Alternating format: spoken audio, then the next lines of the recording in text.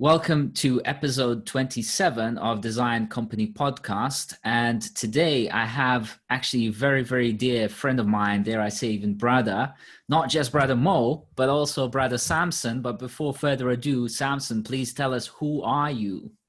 Sure. Hi there. Thank you very much for having me on the podcast. It's a pleasure to be here. And looking forward to getting into all of the things we're going to be discussing. So I'm Samson. I am founder and CEO of Open Energy Labs, and we teach young people in sub-Saharan Africa how to build renewable electricity supplies. For the background of how I personally know Samson, we worked together at Rolly, one of the cutting edge companies in the music technology realm, and helped to get Rolly to partner with Apple worldwide, both offline and online. And Samson is one of the wizards of electrical engineering, and I never really know like the difference between electronic and electric engineering, but I'm sure we can touch on that. Sure. Even though I worked beside you a number of times, and also the other thing was silicone or silicon, which people always mix up. But classic. tell us what is the purpose of Open Energy Labs? So the purpose is to provide universal access to electricity, but with a focus on doing that through education. 600 million people in sub-Saharan Africa don't have access to electricity. That's 1 billion people worldwide. But within sub-Saharan Africa, the kind of really big problem is that one of the major barriers to improving access to electricity is that there isn't the kind of technical capacity there. You know, people don't kind of have the skills in order to actually build these renewable energy systems. And, you know, it's a horrible kind of chicken and egg problem, because in order to build those skills, you need to learn about electronics and electricity. But, you know, you can't learn electronics or about electricity if you don't have access to it. And so what we're trying to do is trying to kind of break out of that cycle by having the education that students learn around electronics being so focused using project-based learning to actually build an electricity supply as part of their education. And that kind of breaks out of that kind of cycle, because students actually have access to electricity. But what it also, you know, a kind of one of the big aims of what we're trying to do is trying to build that capacity for innovation, so that, you know, people who are living in these kind of rural areas have agency and have the ability to actually solve this problem for themselves. And there's that, you know, famous saying, give a man a fish, he'll eat for a day. Teach him to fish, he'll eat for life. And we're kind of teaching people to build fishing rods. Yeah, I want to bounce off what you said, Samson, because that was actually the next question and statement I was going to make. So I love that you said that saying, right? Teach someone how to fish instead of giving them the fish. And for me, this is one of the key issues in kind of, you know, global development, especially in countries that are still developing, is that there's still a very colonialistic tendency to see people as like subhuman or incapable of changing themselves. Whereas actually, you know, just what people need is, you know, information, access to the resources to be able to do these things. And then ultimately the ability to take control of their lives, right? Yeah, and then move forward. So I like what you're doing then. So tell us a bit more, like in terms of like the people you're serving. So those are obviously like the communities in Africa, you said, right? Yeah, that's right. So go ahead. Sorry. Yeah, I was just saying, but like, so obviously go a bit more into that, but also I'd also like to hear, what are the people that you need on your end, in your team, you know, whether employees or key partners, to make this a reality? That's two really, really good questions. So in terms of the communities that we're working with, so we work with we currently work with one kind of main community, and then we're kind of looking to expand. So we in October 2019, last year, we launched a pilot program in the capital city, where we were working predominantly with kind of technical college students and kind of high school leavers within Lusaka. And we've since the launch there, we've trained 100 students. We actually had our kind of graduation ceremony last week, Friday. And so, yeah, you know, that's kind of mainly kind of relatively affluent students who have either finished university, still studying, but are kind of looking for new skills. So, you know, it's quite common in Zambia that people take short courses to kind of, there's still quite a strong focus on adult education. And, you know, what that means is that you'll have people who have a degree in electronic engineering, marketing, and fish farming, right? They're like, people just have such an amazing, like, array of skills. So kind of focusing on that, and, you know, we do generally focus on the kind of younger demographic, so 18 to 25. But what we're now working towards is working with more rural populations. And yeah, it's a really good question about who we need to partner. So in terms of the rural populations, we're partnering with an organization called ZioHub, who run kind of rural education hubs that kind of provide internet access and workshops. And yeah, we're kind of really excited about that partnership. But we also, you know, our ultimate aim really is to integrate our educational program into the Zambian curriculum. And in order to do that, we have engaged a number of government partners. So we've recently signed a memorandum of understanding, so a partnership agreement with the Ministry of Energy. And we're now working, so we have another one that we've just signed with a department within the the Ministry of Higher Education. And so essentially what we're looking to do is to roll this out essentially across the country so that every student learns about electricity by building an electricity supply. So yeah, a kind of whole range of partners, but predominantly government partners is what we've been working towards. Awesome. So like you guys got me started on this like fishing analogies. I'm a fisherman, and I love this whole thing of like trying to catch a pike this whole year and still haven't succeeded. I'm not sure if it's the rod or the lure or timing of the day, all that kind of stuff. But, you know, that brings us on to the system.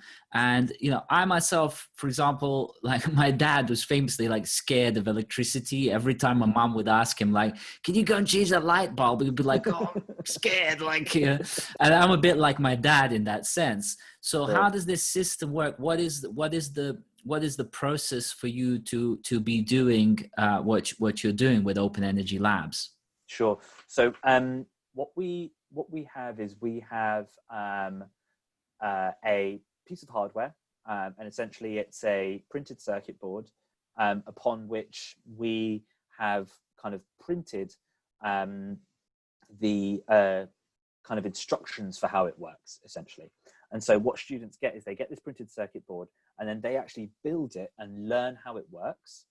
And at the end, that circuit board is able to take power from a solar panel, and you can then use that to charge your phone or provide lighting, right? So they're really building what is essentially a kind of small solar home system. So that's kind of where we started, and we kind of ran a program with that hardware as the kind of core part of the program, but that doesn't really scale. And so what we're now working on, so we've got a grant through the Global Challenges Research Fund, which is administered by Innovate UK, to build a app that will take all of that content and deliver it to students. So kind of teachers will be able to use that in the classroom, kind of akin to a kind of smart textbook.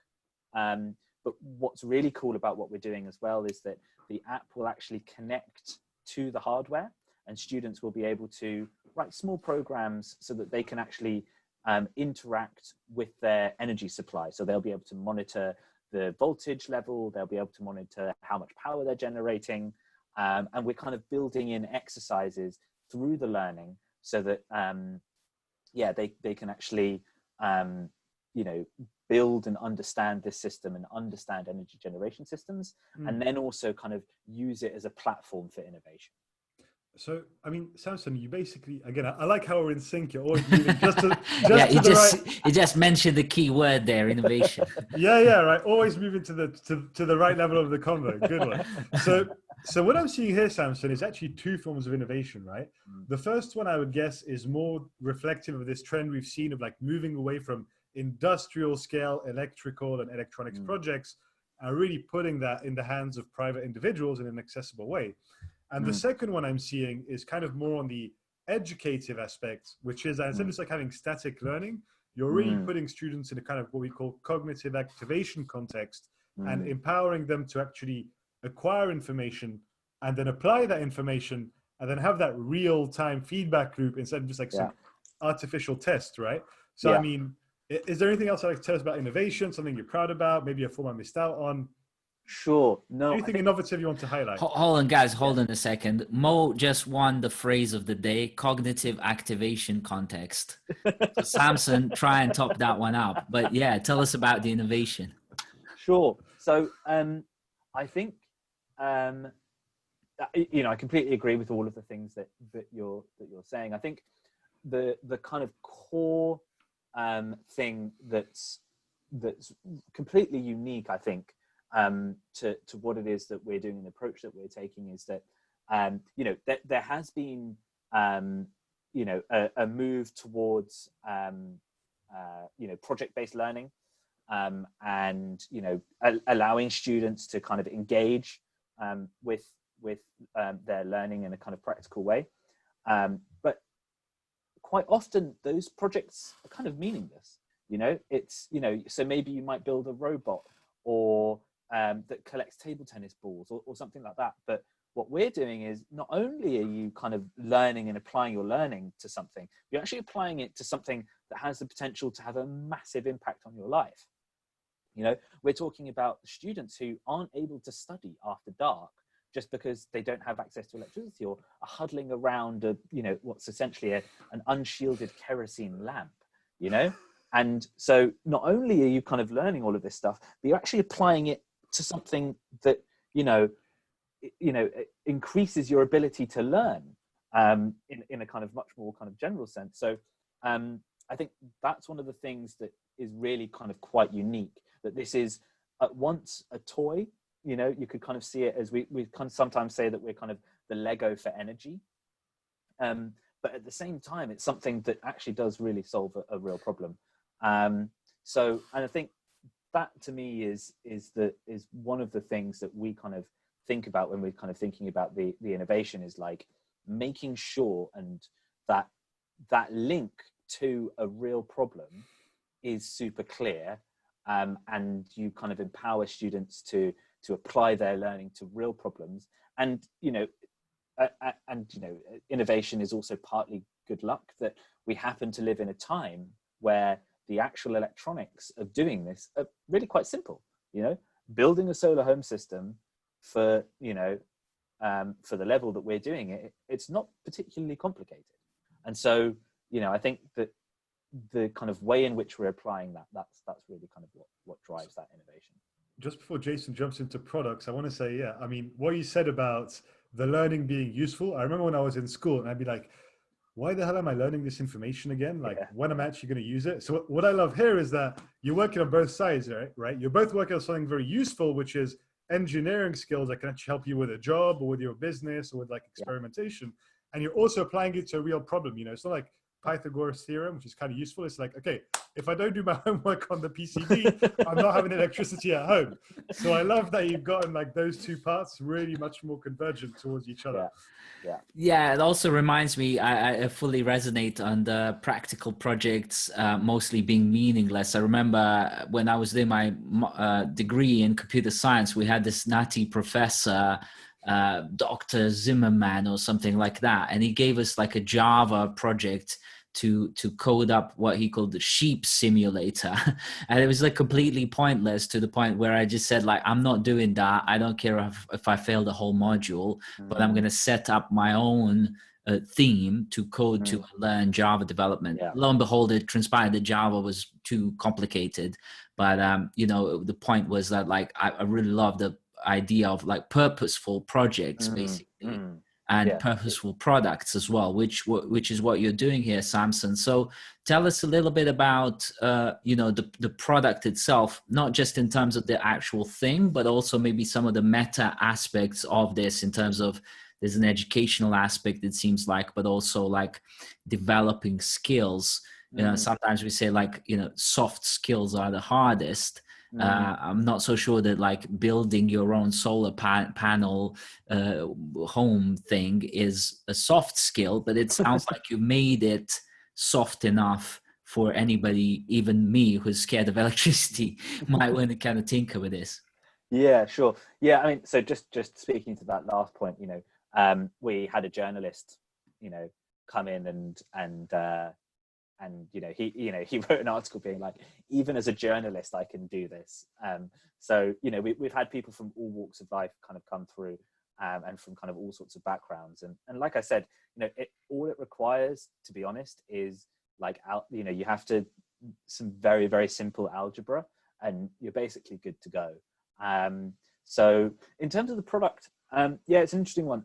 In terms of the soft skills, so I think that obviously there are the kind of hard skills of electronic engineering, kind of learning about electricity and the kind of physics of that. We also would like do programming, so the kind of if statements and variables and all of those kind of slightly more kind of computer sciencey sort of things. But what we've also always had is that a space and a time for students at the end to be able to actually come up with their own projects. And I think, again, what's quite interesting is that there are a couple of companies starting out now who are coming up with training programs for people in the solar industry, but their focus is always on the kind of installation and maintenance. They're basically training up the car mechanics of the solar world, which is obviously really important, and you need people who can maintain these sorts of systems.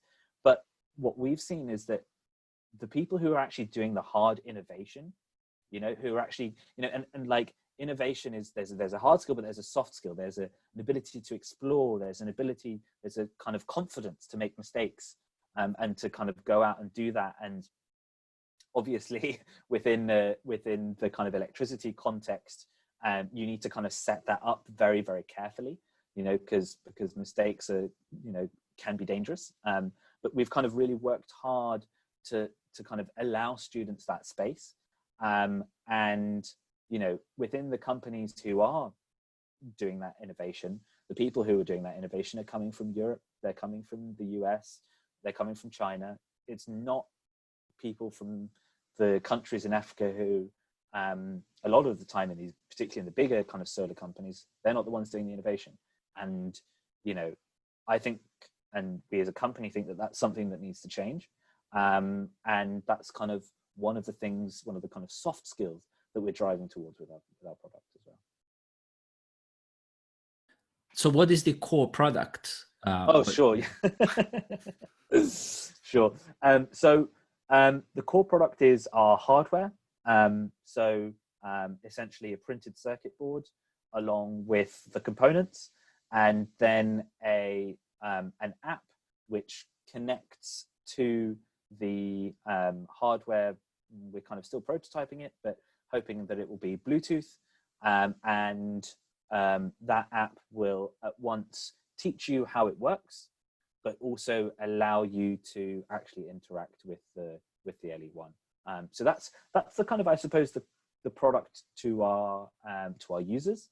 The product to our customers, who are the Ministry of Energy, the Ministry of Higher Education, but also large power producers. People like EDF Energy, who operate as power producers in Zambia. They're looking to have a more skilled up workforce. They're looking for goodwill. This is obviously for the big power companies. There is kind of impact, and as we see the kind of I mean, this might sound like a right-wing talking point, but the kind of ESG agenda kind of continue to expand, and that's being driven both by the kind of governments that these power producers are working with, but also with the investors. Investors are now asking, okay, so you're working in sub-Saharan Africa, what are you doing to make sure that there's development happening there? And so, part of what we offer to those CSR or ESG departments is kind of clear and measurable impact. So yeah, that's kind of to our customers, that's kind of much closer to what I would describe the product as. Nice. Mo, do you want to ask Samson about money? Well, yeah, I was going to jump into money, but I like the way, Samson, that like, you know, with one set of hardware, software, you described different products, and this really is design company ethos.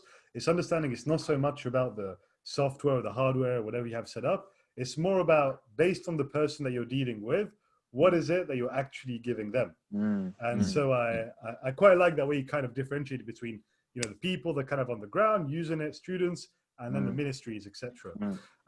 Talking about the money side, so then how do you guys, you know, make money so that you can save more people or help more people? We make money. So at the moment we're a kind of a B2C kind of model. It's relatively small amounts of revenue doing that.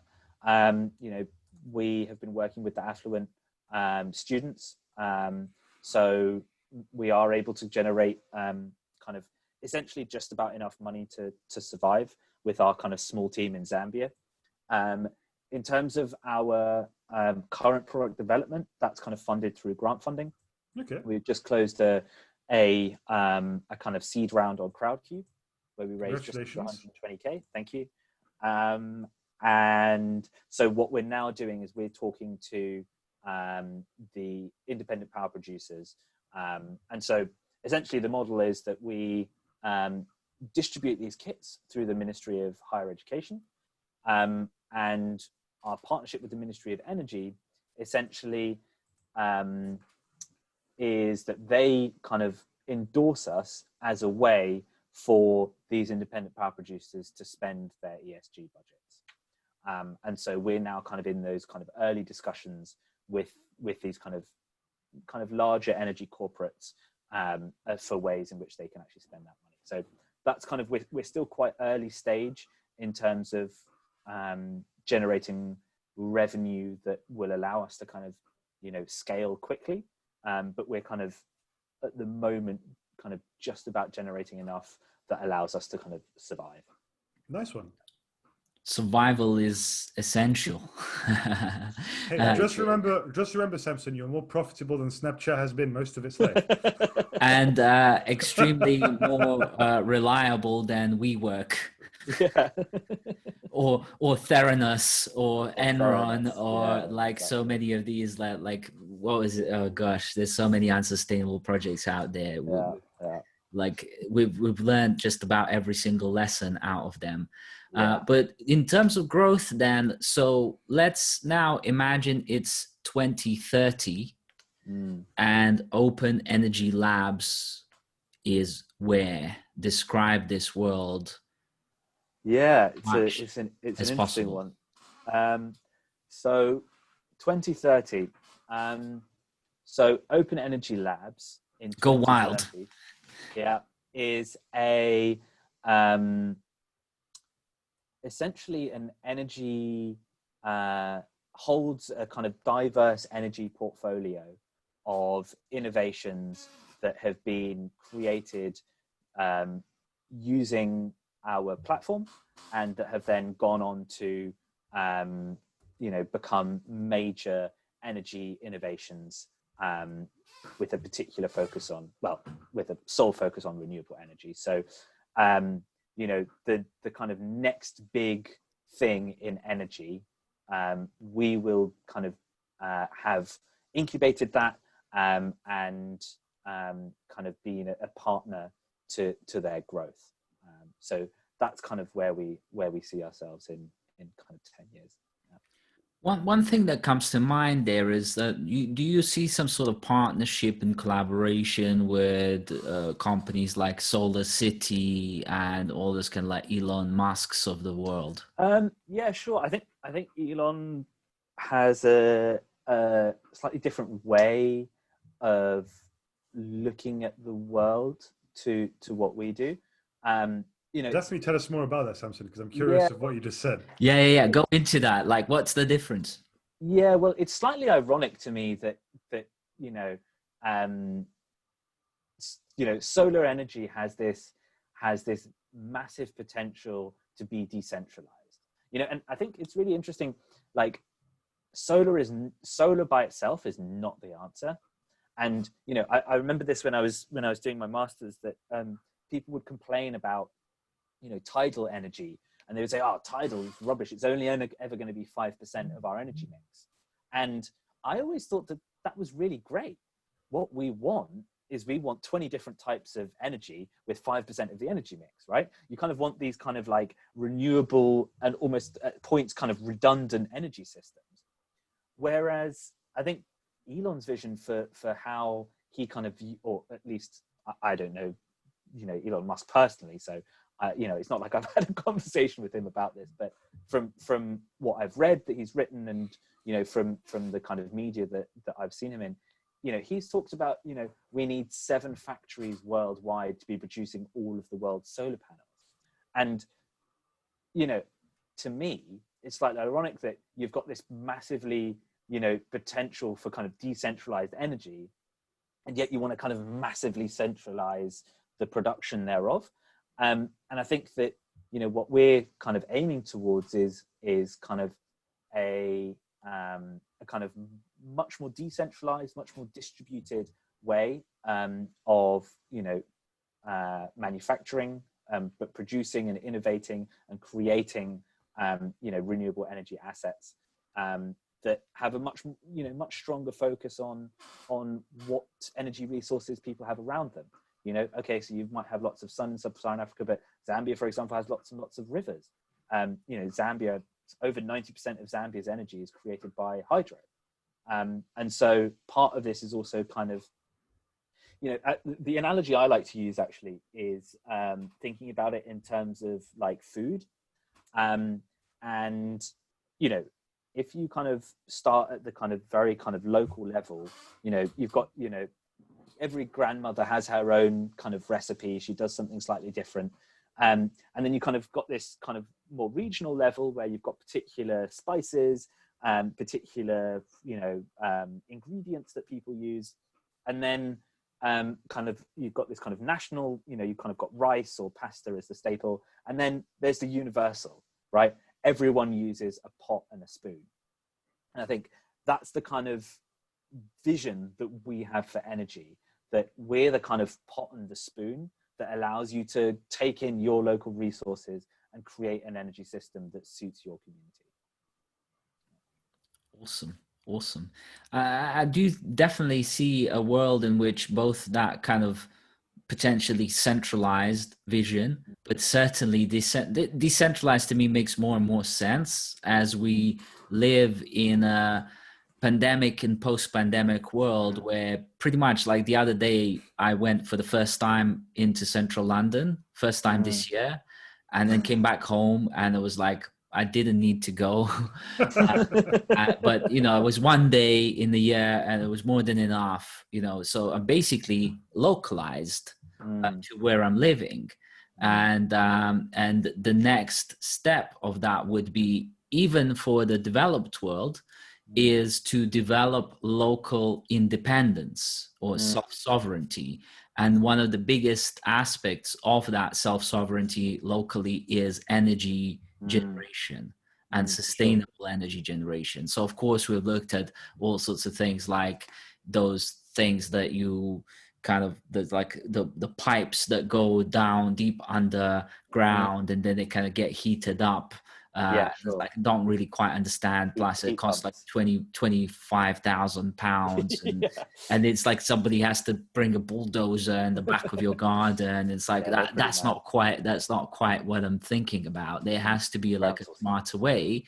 And what it feels like is that you're working on things that are that smarter way, that are scalable from the ground up in a distributed way, and that therefore are much more resilient going forward, both in terms of linking back up to people, you know, products that work with people, and systems that can grow in a sustainable and purposeful way. So Yeah. I just wanted to add a bonus question here, because Samson, what I'm enjoying is that, even we don't care that you haven't raised millions, right? What you're doing is you've built a real product, you have real people using it, you're having real impact, talk with real people in the market. So you're doing something that's real, that's growing, that's in the right direction, right? So this is a totally bonus question that popped in my mind 2 minutes ago. Sure. What do you think of blockchain? And you can range from, here's my favorite protocol, I'm a super geek, to I think blockchain is bullshit. The whole spectrum is available to you. Yeah. So, I mean, the blockchain is a general purpose technology. Yes, we agree. I think that, and it's always difficult to tell with these sorts of things, isn't it? It's kind of like steam engines is kind of the analogy that the way in which I kind of like to think about it. But also, steam engines, they were really important, and they kind of, did fantastic things. But I'm slightly wondering whether we are trying to use steam engines to build cars with the blockchain. Sometimes I'm kind of a little bit skeptical of the current kind of implementations of what it is that they're trying to do in the first instance. In the second instance, I think there's a lot of kind of interesting stuff that you can do with it. I have yet to really see the kind of killer app. Obviously Bitcoin has, managed to get massive widespread use. But I think it's an ironic one that, like, you kind of need a nation state to kind of take it on. And I think that there is something there that the kind of apparatus of the nation state is kind of a means through which we can kind of, I suppose, verify shared illusions, or kind of like uphold shared illusions. Money kind of being the kind of classic example of that there's this piece of paper that has value, and it's only really because the nation state says it has value. And I haven't really seen any kind of blockchain implementations, apart from Bitcoin, of course, that have approached the problem from the point of view of it's how do we kind of solve that kind of the need to have a shared illusion without that legitimacy of the nation state kind of being there as well. So that to me is kind of where blockchain sits at the moment, and I'm not sure whether it'll ever kind of get out of that trap. Talk about philosophy. Right? Imagine I was having like lunches with this brother like every day at Rowley, and we'd go deep. That's still, he's very much at like a first layer of depth. That was good. That was quite a rich response on blockchain. But I have another very, very important question. Sure. Samson, what does Open Energy Lab give us? 3 top things that you want or need right now, and again, go wild. There's no limits here. We're manifesting. Elon Musk is going to be on this podcast in episode 100. He's already in a parallel universe. He's already committed to that. He just doesn't know it yet. So we'll bring in like energy tycoons and all that kind of stuff. We've already had one without Ray Dalio, so the episodes are already happening without people. So it's good to have people on here. So for those people that come on board, tell them what you need and want the most. It's a really good question. So I think the kind of number one thing that we're kind of always looking for is anyone who either works in or knows someone who is in the kind of ESG department of a big energy company, particularly ones operating in sub-Saharan Africa. We'd love to talk to anyone who's kind of in that in that field. I think secondly, anyone, again, I think it's really at this point, it really is contacts, but anyone who is within a kind of ministry in an African country, kind of particularly energy or education. And thirdly, I think to kind of have maybe a kind of reasonable ask, I suppose, is we're quite active on social media. We've got a website, so we're openenergylabs.co. We're always interested in hearing people's ideas about how they think that we could partner together. We've had some really great partners over the years. We're always interested in hearing ideas. Beyond that, so yeah, check us out. We're Open Energy Labs on LinkedIn. We're on Facebook and Twitter as well. So yeah, if you could just go there, give us a like and a follow. We'd also love to hear from you if you've got any ideas. So this is one of those classic examples. Whoever's listening, follow through on this. Any kind of recommendation that you can pass on, contacts that you have, if you're working in a big corporation and it's looking to contribute towards their ESGs, and others who are working in that, Samson and Open Energy Labs will very much be able to turn each pound into a lot of value downstream.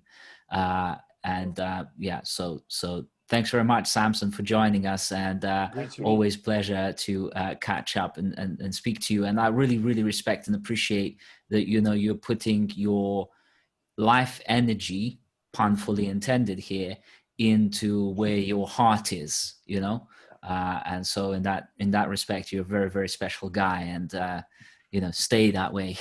Thank you. Hopefully we can play some football soon as well. Yeah, for sure. Let's that. Well, thank you very much for having me. It's always much appreciated.